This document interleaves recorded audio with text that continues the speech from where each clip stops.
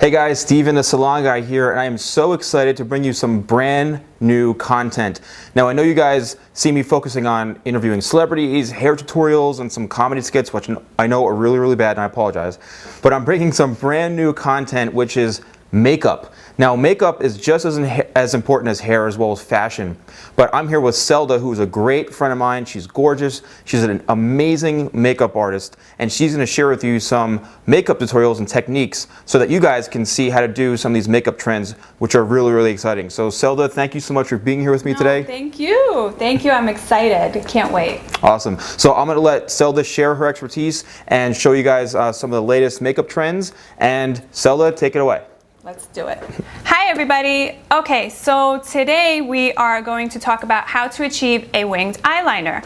It's basically the most requested from my clients, and they want to know how to achieve it, what products to use, little tips and tricks here that I'm going to show you just to make it simple for you guys.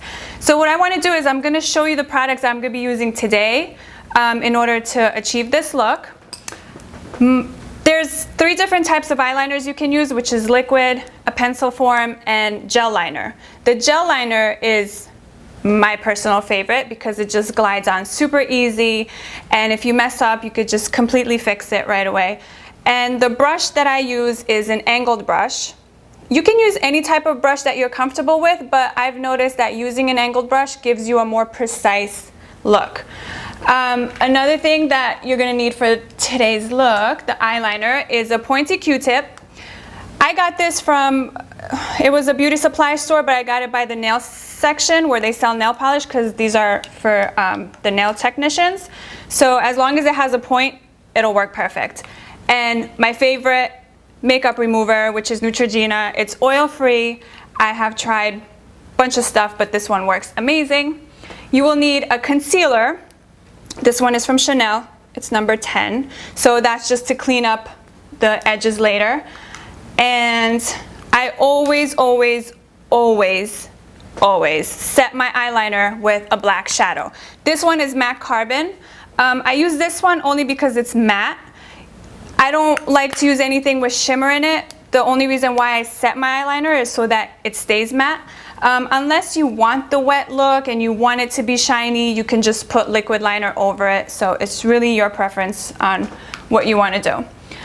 And for today's look, what I'm going to do is I like to use a little bit of a shimmer base. So this one is Chanel. It's actually a highlighter. It's a face highlighter, but you can use any type of shimmery eyeshadow that you have.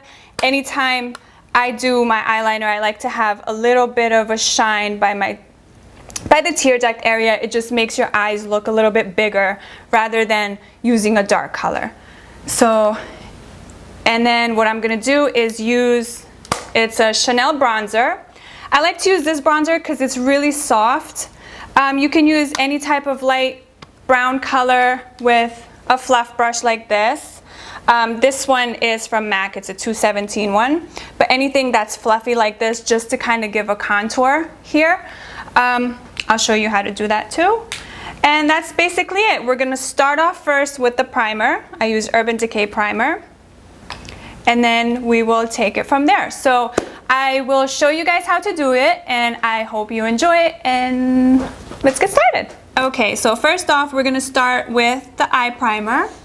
I'm using Urban Decay. You can use any primer that you have.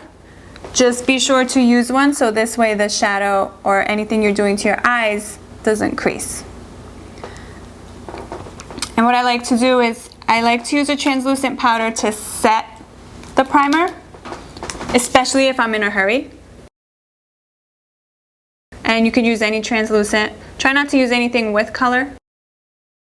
Now what we're going to do is I am going to take the gel liner that I was telling you guys about. The best way to use a gel liner is to just apply it in the back of your hand and just play with it a little bit, so it kind of warms up the product. It makes it much easier to glide on. So now when you do the eyeliner, just figure out how far you want the wing to be. It depends on how dramatic you want to be. Whether you want to keep it subtle or dramatic, it's up to you. In this case, I'm going to show you what I do because I like it a little bit more dramatic. So I make the line first. And don't worry about any mess ups that you make yet. That's what the Q-tip is for. And then you just try to take small strokes this way. You could get a more precise line. You don't have to rush through it, especially if it's your first time. Once you get in towards the tear duct area, keep your eye open when you do the eyeliner. It makes it easier to see where you're going to place it. So now once you come halfway, try to find your guideline on where you want your wing to start. So in this case, I want it more dramatic, so I'm going to start up higher and just swipe it downwards. And then slowly just work your way in until you get a straight line. Fill in any gaps that you have. And like I said, don't worry about anything that you mess up, because that's why the pointy Q-tip is for. Okay, so once you got that, that's where the pointy Q-tip comes in. Just dip it into the makeup remover. Try to just get rid of any of the excess. And go up a straight line and clean it up. It gives it more of a sharp edge. It comes with two sides, so once you use the wet side, just take the other side, the dry side, and just dry it up. If you can see, and this is why we need the concealer, because by doing that you just get little red from pulling on it. So what I'm going to do now is I'm just going to apply the concealer, and I recommend you do your eyes first before you do your foundation, just in case you mess up and you get mad and you just want to start over. Makes it much easier. You can just use a small little brush, something that's just small enough for you to get close enough to the line without ruining it. And by doing this, it adds a highlight, so it just makes your eyeliner look much sharper. So just keep doing that until you make sure you blend the concealer in really well so it doesn't show. This takes some time, takes patience, so if you don't have any, maybe we shouldn't do it. I like to use my beauty blender, the pointy side of it. It just blends in the concealer much better, and it just helps me get it more precise. Okay, so next is the black eyeshadow that I explained earlier. I love doing this after my eyeliner because it sets the eyeliner and it gives it more of a matte finish. Unless you're going for the shimmery look and you want something super shiny, then you could just put a liquid liner over that. But I like the matte look, so I like to use black eyeshadow, and you could use any black eyeshadow that you have. I just prefer matte carbon only because it's very matte and it has no shimmer whatsoever. So you see how sometimes this can happen. You could get a little bit of the eyeliner up there. Not to worry. That's why we got our Q-tip.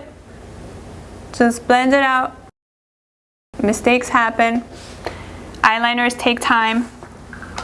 So I'm going to use the Chanel shimmer that I was telling you about, only on the inner corner of the eye. I just want to use it by the tear duct area. It just brightens up your eyes by doing that. It just makes your eyes look a little bit bigger. Could go up higher a little bit, but just go halfway. You don't have to do the whole lid.